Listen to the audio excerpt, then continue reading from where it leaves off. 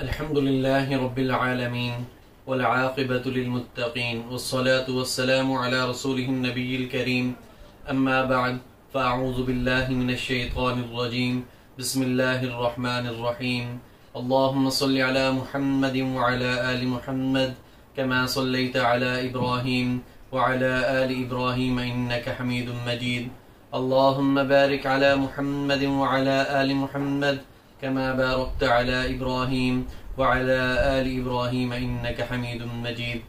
मेरे मोहतरम भाइयों बहनों, कुरान मजीद फुरक़ान हमीद में अगर आप मुताला करें तो अल्लाह तबारक व तआला ने अपनी इबादत के बाद वालिदैन के साथ हुस्न सलूक की तलकीन की है। व बिल वालिदैनी इहसाना, और वालिदैन के साथ हुस्न सलूक से पेश आओ। फिर ये भी फरमाया कि वालिदैन के सामने उफ भी ना करो। उफ, ये जो वालिदा या वालिद मोहतरम कोई काम कह देते हैं ना औलाद को कि बेटा ये बाजार से सौदा सल्फ ले आओ, बेटा पानी पिला दो, और बच्चा आगे से ये इस तरह भी कर देता है, तो ये भी उफ के जुमरे में आता है। तो औलाद को इससे भी मना फरमाया गया है कि वो अपने वालिदैन के सामने उफ का भी मुजाहिरा ना करें। लेकिन वजह क्या है कि आज तमाम वालिदैन अपने औलाद के हाथों बेबस हो चुके हैं। हर वालिदैन की यही शिकायत है कि हमारी औलाद जो है वो गुस्ताख हो चुकी है, नाफरमान हो चुकी है, हमारे बेटे हमारी बच्चियां हमारा कहना नहीं मानती, हमारी औलाद जो है वो हमारा एहतराम नहीं करती, हमारा अदब नहीं करती। आज के बच्चों को, आज की नस्ल को ये क्या हो गया है कि इन्हें अपने से बड़ों का कोई एहतराम नहीं पता, छोटे बड़ों का कोई लिहाज नहीं है। आखिर इसकी वजह क्या है? जहां पर बहुत सी वजूहात होंगी, वहां पर मेरे नजदीक एक बेसिक वजह यह है कि जरा आप गौर कीजिए कि जब बच्चा इस दुनिया में आता है, जब बच्चे की पैदाइश होती है, तो वालिदा की ख्वाहिश क्या होती है कि ये मैं इसे बड़ा होकर डॉक्टर बनाऊंगी, जब ये बड़ा होगा तो मैं इसे डॉक्टर बनाऊंगी, जब ये बड़ा होगा तो मैं इसे इंजीनियर बनाऊंगी। वालिद की ख्वाहिश है कि जब ये बड़ा होगा तो मैं इसे पायलट बनाऊंगा, जब ये बड़ा होगा तो मैं इसे एक बिजनेसमैन बनाऊंगा।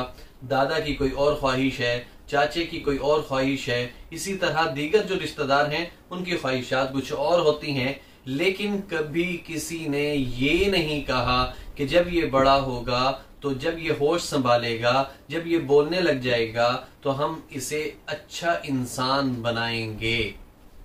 आप देख लीजिए कि आज हमारे स्कूलों, कॉलेजों और यूनिवर्सिटीज से भी इंसानियत का दर्स खत्म हो चुका है। मुशाहिदा कर लीजिए कि अब कहीं पर भी अच्छा इंसान बनने के लिए तलकीन नहीं की जाती। वजह क्या है? वजह यह है कि हमने अपनी औलाद को डॉक्टर बनाने पर तो जोर दिया हुआ है, इंजीनियर बनाने पर तो फुल मेहनत कर रहे हैं, पायलट बनाने के लिए हम तो दो में लगे हुए हैं कि अपना घर बार बेचना पड़ता है, घर बार बेच देते हैं, अपनी जायदाद बेचनी पड़ती है तो जायदाद बेच देते हैं, अपने कारोबार को खत्म करना पड़ता है तो कारोबार को खत्म कर देते हैं कि हमारी औलाद जो है वो किसी तरह परवान चढ़ जाए, किसी तरह डॉक्टर बन जाए, इंजीनियर बन जाए। लेकिन मेरे मोहतरम भाइयों बहनों, अगर सारे ही लोग इंजीनियर बनेंगे, डॉक्टर बनेंगे, तो मुझे बताए अच्छा इंसान कौन बनेगा? फिर आप देख लीजिए कि जब बच्चा पैदा होता है तो माँ बाप की ख्वाहिश होती है कि ये बच्चा जब बोलने लगे तो जुबान से पहला वर्ड मामा या पापा निकाले, बजाय इसके कि उसको अम्मी अब्बू सिखाएं। हम उसे कहते हैं कि मामा पापा कहे।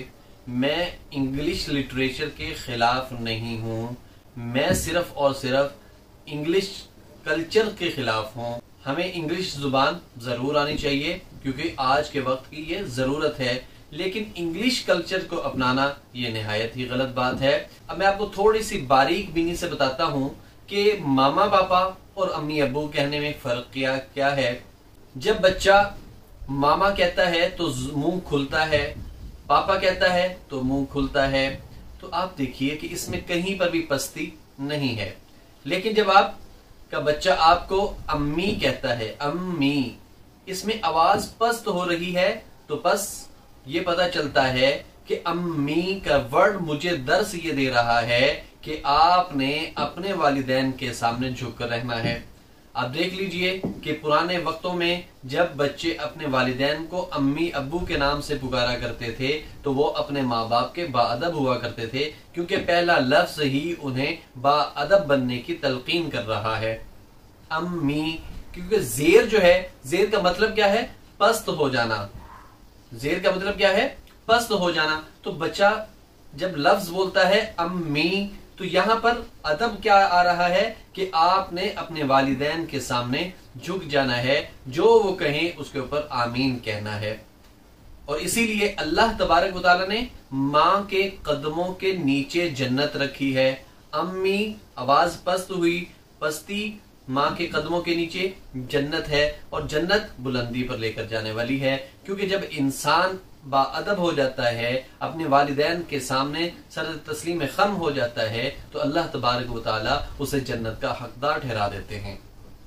इसी तरह जब बच्चा पापा की बजाय अब्बू कहता है, तो अब्बू, आप इसमें मुंह को आप जब अब्बू का लफ्ज बोलते हैं तो आवाज आगे की जानिब बढ़ती है। अम्मी में आवाज पस्त हो रही है। अल्लाह ने माँ के कदमों के नीचे जन्नत रखी। कदम कहां पर होते हैं? नीचे। इसलिए अम्मी का वर्ड बोला तो माँ के कदमों तले जन्नत है। बाप जन्नत का दरवाजा है।